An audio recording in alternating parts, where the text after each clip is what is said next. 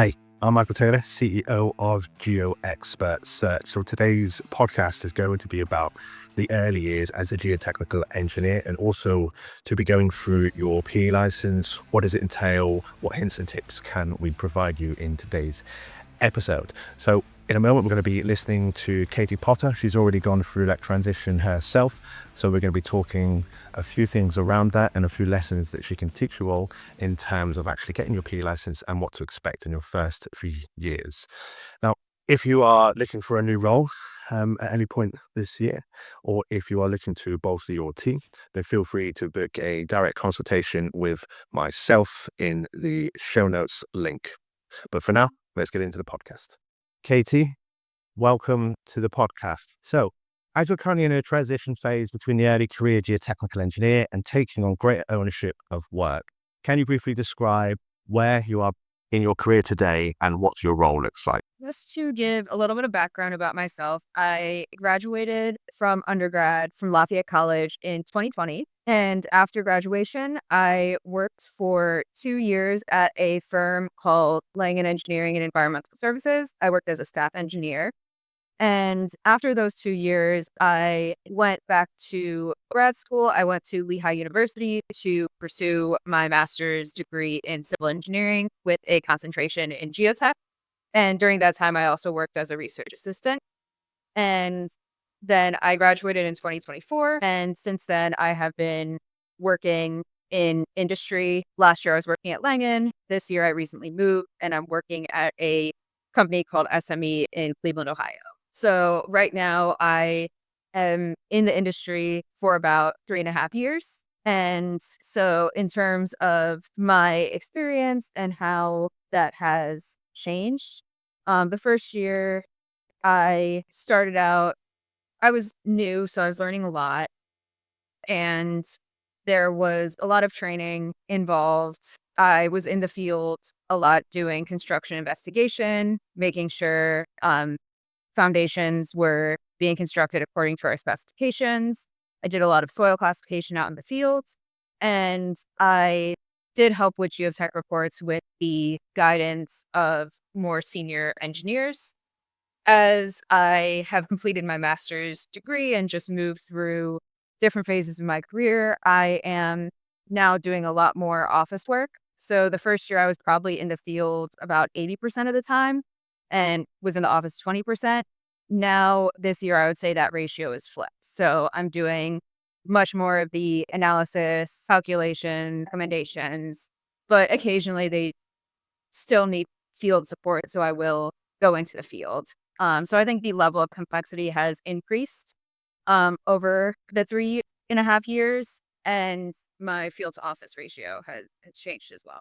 Was anything kind of surprised you in your first year? Obviously, you went through college and then came out and then went to get your first job. So in your first year, was it kind of as expected? Was there anything in your first year that you didn't expect to do? Because obviously we do the academic work and then we actually go into industry and it's a little bit different. Yeah, so I think during the first year, as I said before, I spent a lot of time in the field and I was on construction sites often. And one thing that I learned in undergrad, but I didn't really experience it until industry, was how much time is of essence on construction sites.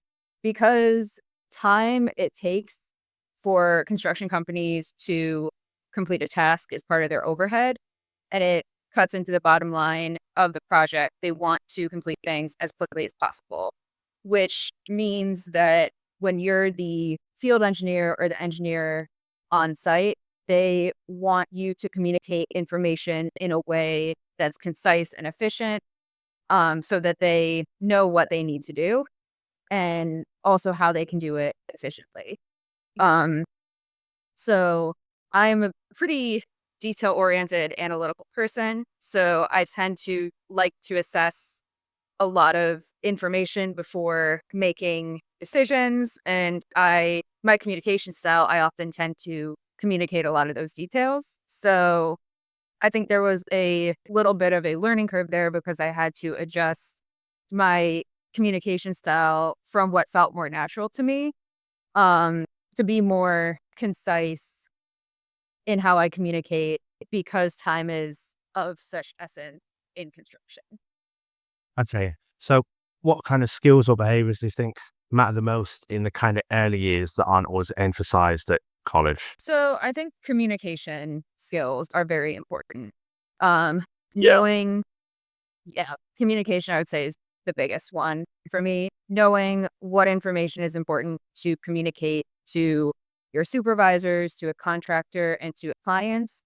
And also knowing how to communicate information in a way that makes sense to people who are not in the field of geotechnical engineering, because a lot of our clients are not necessarily people with geotech backgrounds. So that is something that we need to be mindful of when we communicate to different people. And Yeah, then, definitely. yeah. And then I think also eagerness to learn and go out of your comfort zone.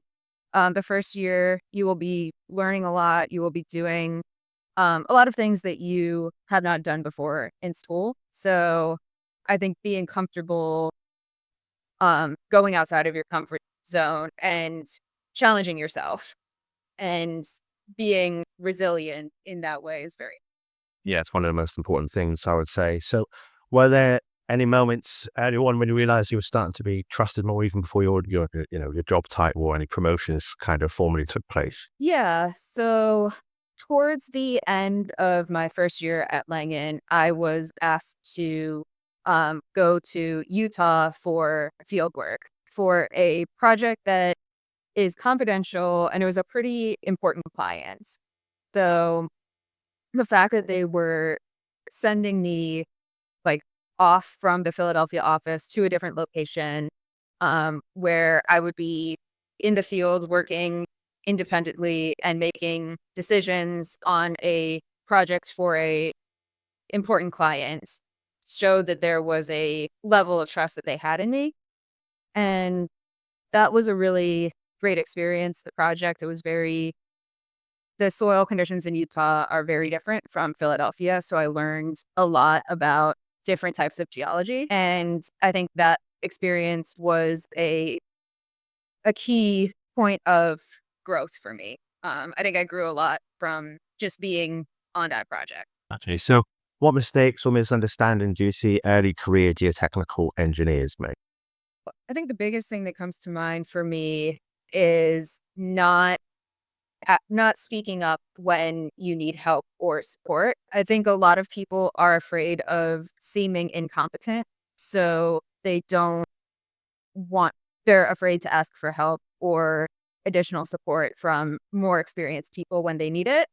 But the reality is your team is here to help you, and they want you to succeed. And when you're early in your career, they expect that you're not going to know everything and that you're going to need support at different points along the way, especially when you're doing something new. And experienced engineers have so much knowledge, and I have learned so much from my supervisors throughout the years. So when you ask for help, you're not only allowing yourself to move through a project more efficiently by allowing yourself to figure something out faster, but you're also giving yourself an opportunity to learn from someone who has done this before and who knows some of the challenges that that may occur with. How can younger engineers better position themselves to learn quickly and gain responsibility without being overwhelmed? Because right, people cannot want to ask questions. I always find the people that get on better just ask the questions and they don't have the ego or the worry about what anyone's going to think.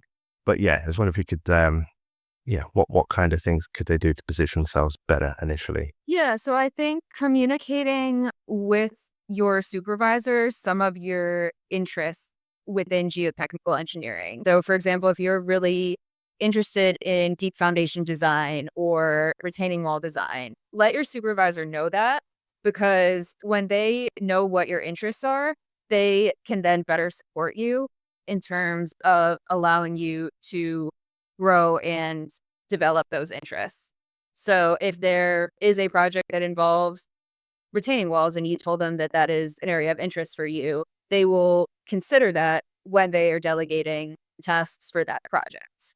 So I think speaking up when you are interested in something and when you want to gain exposure to something new, I think can really can really help you grow and take your career to the next level.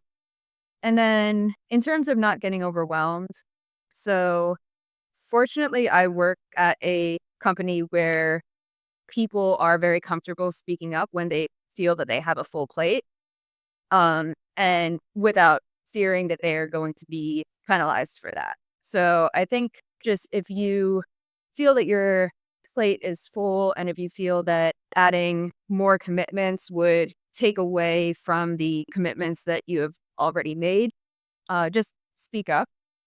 A lot of times, there are times at my company, for example, when one person on the team is really busy and then someone else has more availability. So when you communicate that, it also gives someone else the opportunity to say, hey, I have some availability. And then you can work with that person to delegate. So I think that's also another example of why communication is important in this field, because it also allows for better delegation so that people can meet their commitment better. Right. And then in terms of the PE, so you recently passed the PE exam, so congratulations for that, first of all. But what made you decide that pursuing the PE was the right step for yourself? So what was your approach in studying for the PE? Because you were working full time. So what aspects did you find most challenging? Yeah. So, in order to be promoted from my current position as a senior staff engineer to the next level up, which is project engineer, I needed to get my PE licensure. So, for me, it was this is something that I need in order to be promoted at my company, to open up more opportunities for myself and to advance my career. So I decided that it was worth the investment for me. So what was your approach in studying for the PE? Because you were working full time. So what aspects did you find most challenging? Yeah, so in terms of my approach, I enrolled in a on-demand prep course called School of PE. I would highly recommend this program. They actually have I think it's 93% pass rate when the overall pass rate is, I think, somewhere between 45 and 60%. So School of PE the numbers speak for themselves. So I enrolled, yeah, with School of PE, did their on-demand course. They our School of PE covers all the topics that are going to be on the PE exam. So I essentially followed the structure of the course in terms of how much I studied each topic. And I watched the course lectures and did practice problems on the weekends. The weekends is when I tended to devote a lot of time to practicing the concepts. The on demand, I think, works well for people who work full time because you can watch the courses on your own schedule. So depending on your your work schedule, you can make it work for you. In terms of challenges, I think just being busy with work and finding time can be challenging. I think it was something I needed to make a priority, and I also had to just look at my other commitments and really assess what do I have time for in this season and what don't I have time for. So I think that is part of the challenges. Another challenge is that after a full day of work, you often want to relax and do things that you enjoy. Your brain isn't always thinking like, okay, I just completed a full day of work. Now I'm gonna go and study a lot. So I think what helped me was knowing that I had spent a lot of money on this course. So part of it was, I made this financial investment. So I need to make use of it if I want to get the return on it. I also um studying for the PE exam and taking it once is a long process. It was about a 4-month long study process for me, and then the exam is a full day. So to do that twice, that's a lot. And I did not know how to do that twice. Uh, so I think just when I thought about why I think remembering my why was what helped get me to be able to study after work when I felt tired and when I felt that kind of internal resistance and the temptation to just relax. Yeah. Well, you've done a good job because you're right. After a whole day at work, and you have a nice, comfortable couch, and then maybe the TV is there, and it's yeah, it takes dedication in order to do it. So very much well done. So for engineers who are unsure, when does having a PE generally matter, and when might it not? Be essential dependent on career path. Yeah. So I think what I am about to say applies mainly to civil engineering specifically. With mechanical, electrical, and chemical, I am not as familiar with the different career trajectories in those industries, so I can't speak as much to that.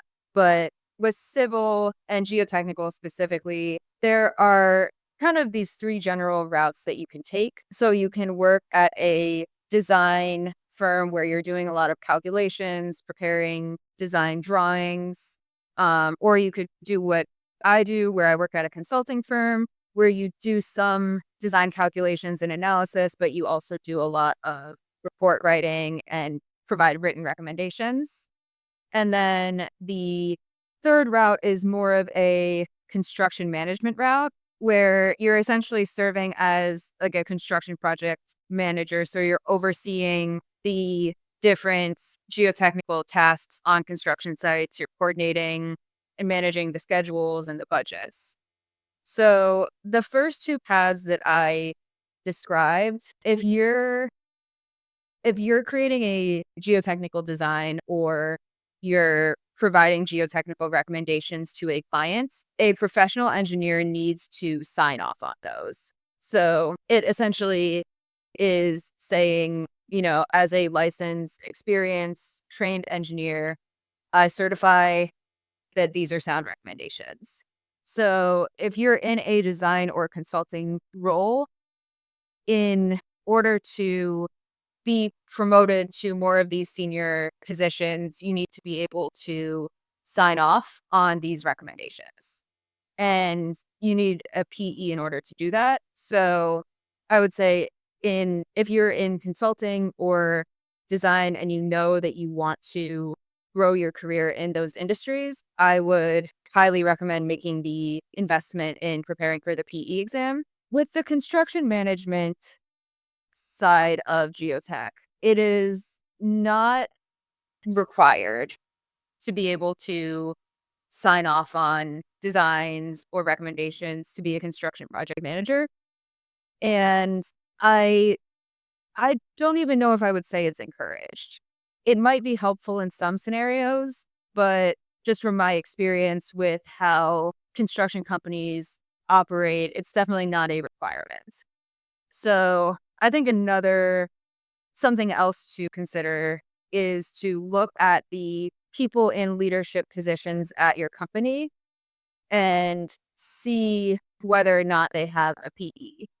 If the vast majority of people in leadership at your company have a PE and your goal is to take on a leadership position, then I think that is a sign that investing in getting your PE is essential.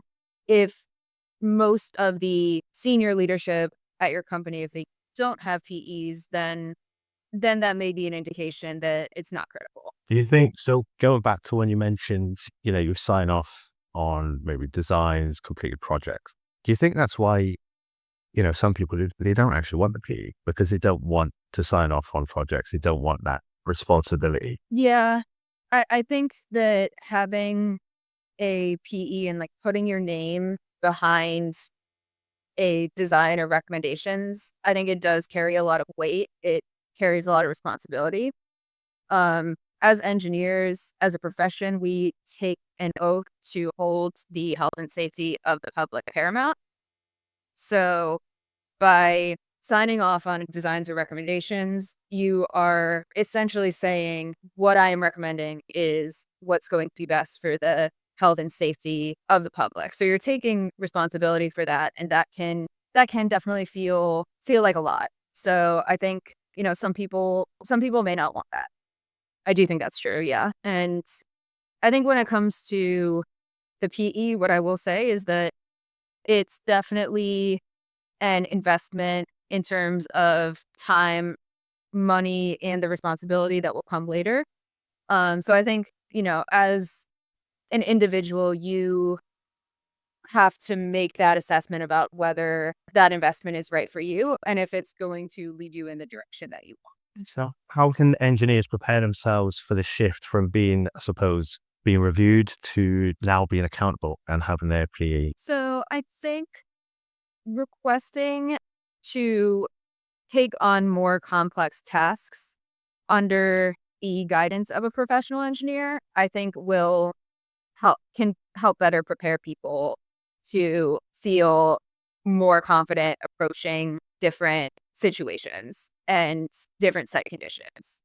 I think if you have more familiarity with different geotechnical conditions and you've already provided recommendations before, and if you've already done more complex calculations, then when you were doing that as a PE, it's going to feel a lot less daunting than if all of that is new, and then on top of that, you have this new responsibility. So I think gradually asking for and gaining more responsibility leading up to when you become a project engineer and are managing projects on your own, I think helps make that transition smoother. Another thing that I will say is, whether you have a PE or not, your team is still going to be available for you as a resource.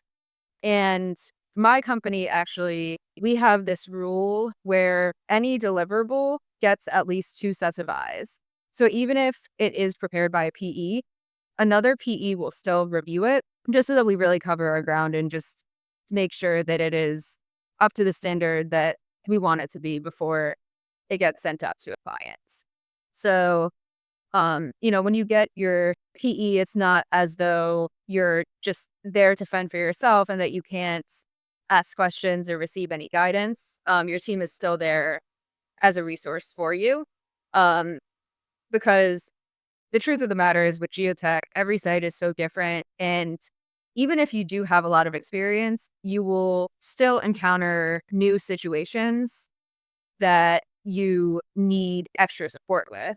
But odds are someone else in your company has some experience with this scenario or situation um that you're experiencing for the first time. So I think viewing your team as a resource and working together to just improve and grow your knowledge base is something that you'll be doing throughout. Okay. What advice would you give to an engineer or a geotechnical engineer in their first year in the industry? So, well, I think that you will be learning a lot of new information. You will have a lot of new experiences, and sometimes that can feel challenging. It can feel overwhelming, and there may even be times where you feel like you're not cut out for this work.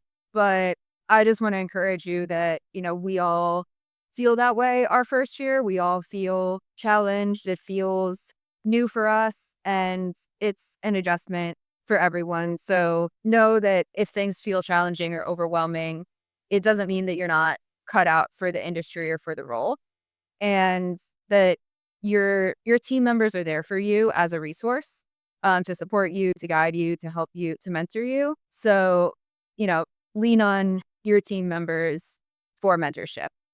And if if you have questions or if you need guidance, don't be afraid to ask, because those around you, they want to help you, they want to guide you. Your team is there to help you grow your career.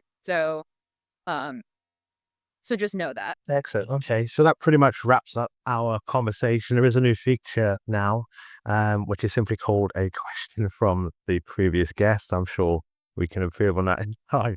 But let me just read you a question from the previous guest, which was Mibdusi. So, in your profession, what is your favorite useful tool that you use for work and why? So so just like any type of tool, it could be AI. Yeah, it can be exactly that. Nine. So I think in terms of my favorite tool, one of my favorite programs is Settle 3D for settlement calculations. and driven pilot analyses, it makes the process so much more efficient, saves a lot of time, and also presents results in a way that is very easy to read for both myself and for the client. So I would say that those are some of my favorite tools that I use. Perfect. All right. Well, that's that answered. Katie, thank you very much for coming on the podcast. There will be lots of people that will be keen and eager and learn a good amount from what you said in relation to the PE in your first few years, and people that will be able to touch on, kind of sentiment which you kind of brought up during the podcast too. So thank you very much for your time. Yeah, thank you for having me. I hope you enjoyed that episode. If you'd like to connect with myself or Katie Potter, then feel free to do so. The links will be in the show notes. Also, what we'll have there is also a link in order to book a conversation with myself if you're looking to bolster your career, or perhaps you are looking to hire for your team in the ground engineering sector. For now, thank you very much for listening, and we will see you next time.